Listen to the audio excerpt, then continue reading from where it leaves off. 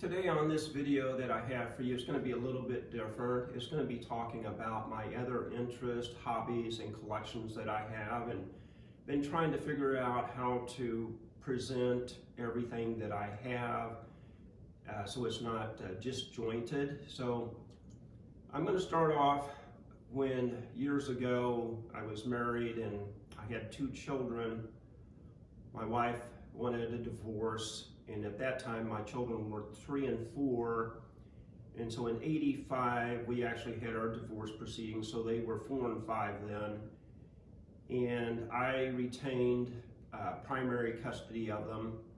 And for 6 years then, basically, I'm a single parent raising the kids, and she very rarely saw the kids on the weekends she was supposed to, or through the summer.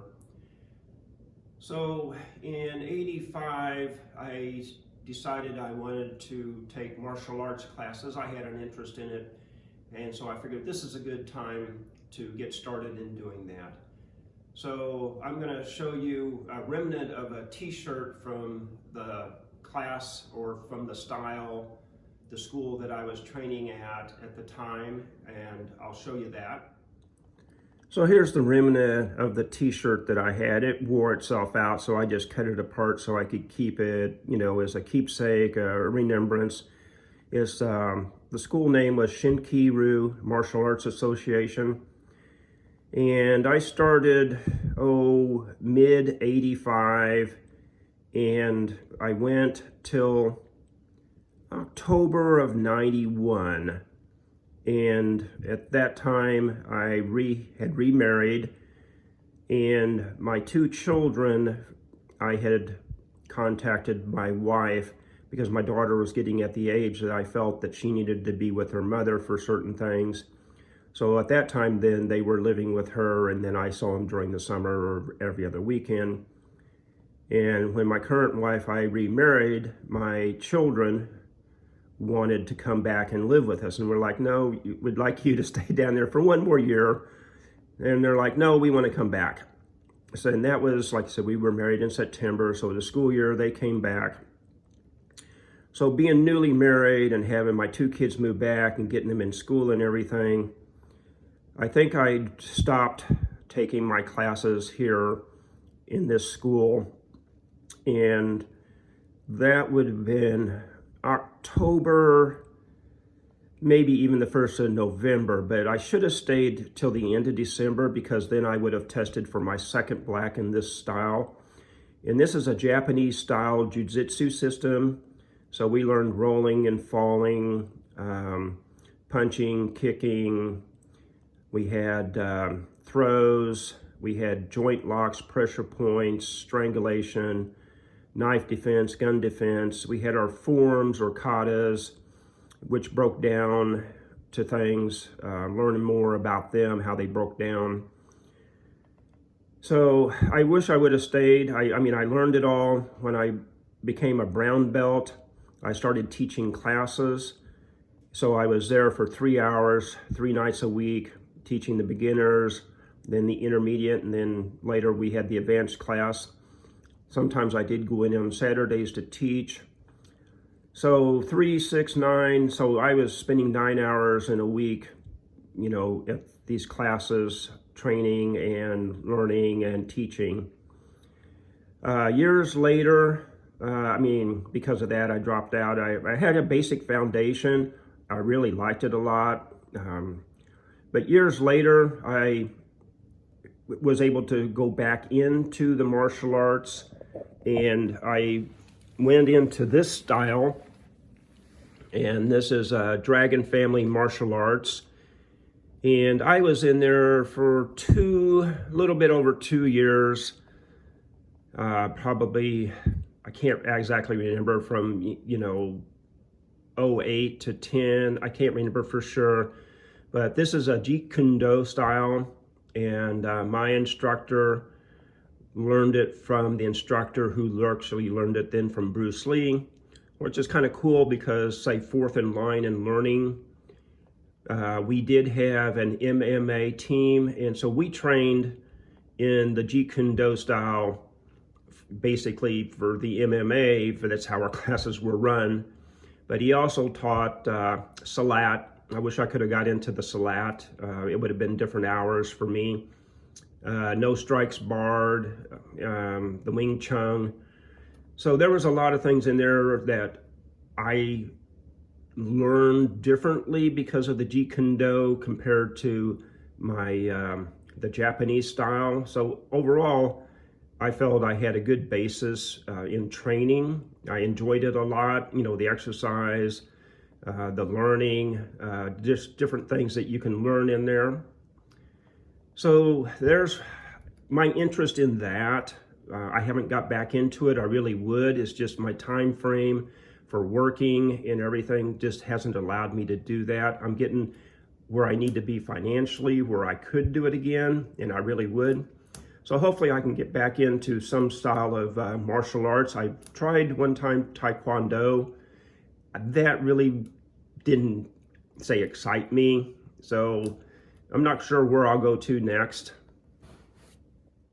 And also during that time frame, a little bit, several years after I was divorced, you know, I had an interest in old cars also. So I bought a 1948 Plymouth two-door special deluxe sedan.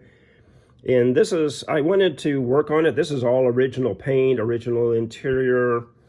I drove it for several years and I never did get around to doing anything with it. And I thought, you know, instead of it getting worse, I sold it.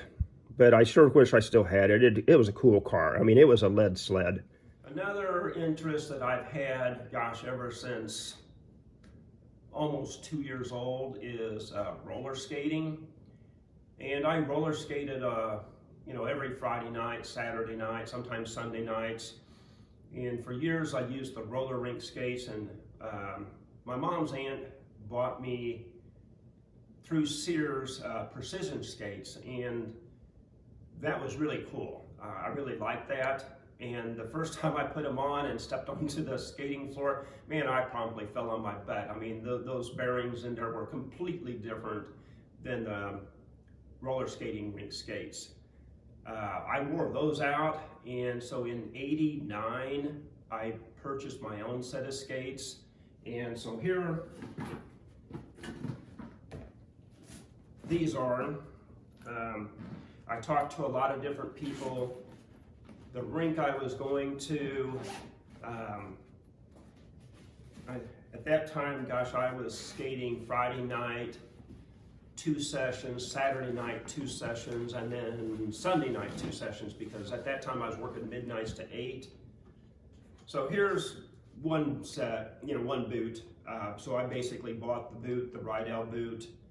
I set up my plates, my trucks, my action, my jump bar, and for years I've never used a toe stop, even on my previous ones that my aunt had bought me. This is my second set of wheels on here. They're okay. My first set of wheels that I had were hyperactive, and there's a lot that you can do with wheels. I mean, they're set up for gripping, they're set up for dance. And so I went with an intermediate because I did want some grip for speed, but I still wanted to be able to move on the floor, to glide or spin, different things, jumps. But with my setup, I bought, like I said, I bought my wheels, I bought the plates, the jump bar, the axles, the trucks, my bearings. At that time, even with my discount, this was a $500 setup in '89. I still got several more years to go on it. I've kind of scuffed up here. So I enjoy skating. It's been several years since I've skated now because of COVID, plus the work schedule that I have. It's kind of limited that. So I'll show you a quick picture of me when I was almost 2 years old with skates. So here I am. My mom dated it, I guess, in '59, so I was 21 months old. You know, these are just cheapy plastic skates you strap onto your shoes. So as I said, I've been skating for quite a while. Yeah, I enjoyed it a lot. Another interest that I had was riding motorcycles. I had a friend up in northern Minnesota that I drove around with him on the the dirt roads out on the farming community out through there. So I really enjoyed it. So at my time living at home and being younger, my mom's like, no, I don't want you to get a motorcycle, blah, blah, blah. And then finally she's like, well, if you have enough money, you can buy one. And so I bought one, and she goes, oh, I didn't know it was going to be that soon. I bought a Kawasaki, a 1972 Kawasaki 350. It was a two-stroke, but man, you had to keep that oil gas mixture just right, revved up, and I finally kept myself a spark plug socket and a screwdriver, because man, it would just die on you kind of at the most inopportune times. I just pull over, pop the spark plug wire, pull out the spark plug, clean it real quick, and then put them back in and start it back up and be on my way. Later, I bought a 78 KZ 650 in April of '79, and I still have it. But again, I haven't ridden it for years and years. And actually it's been a little bit, 3 years now, I bought a 79 KZ 650 because I wanted to switch over some items that I had on my old bike because the motor had seized up. I let it set for way too long outside, even though it was tarped over. But again, just my work schedule, COVID, and other interests that you see with my videos for the military surplus firearms. I'm as much as I really would like to go back to riding, gosh, I enjoyed it so much, so much. I rode year round. As long as it was 35 degrees or above, I would ride to work and back. And, of course, if it wasn't icy or snowing with the forecast of that. I did ride it to work one time and had to leave it there for 3 days because it did snow. I rode up to northern Minnesota 2-3 times to my grandparents' farm. I rode out to Nashville and back. I went through St. Louis and down through Memphis and over to Nashville to see a high school friend and back one time. Rode down to Arkansas for an MS tour with a group of people. So I enjoyed that. So I'm going to show you some pictures of my motorcycle. I don't have any of after I did the customization on it.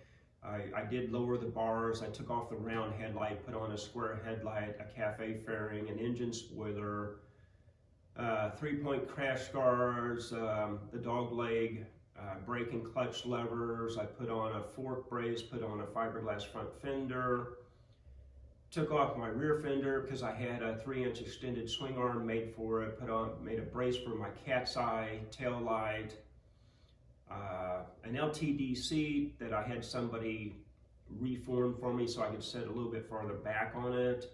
I had the tank fender, side covers, tailpiece painted. I did took off the chrome round blinkers and put on the black GPZ blinkers on the front and flush mounts on the back tailpiece. I added a 550 Kawasaki tailpiece over my tailpiece, so I had storage space when I opened up my seat underneath there. I took off my spoked rims and put on the mag rims and put on dual front disc brakes on the front and went from a drum brake on the rear to a disc brake. I had the K&N air filters on it versus stock filters. I really enjoyed riding. I kind of wish I could again. I just don't know if I'll ever get there. But let me show you some pictures of that. So this was Labor Day weekend in 1987, and there's my motorcycle there. There I am. I've got my saddlebags on the back. I've got a tank bag. like I said, I changed a lot of stuff out in the intervening years.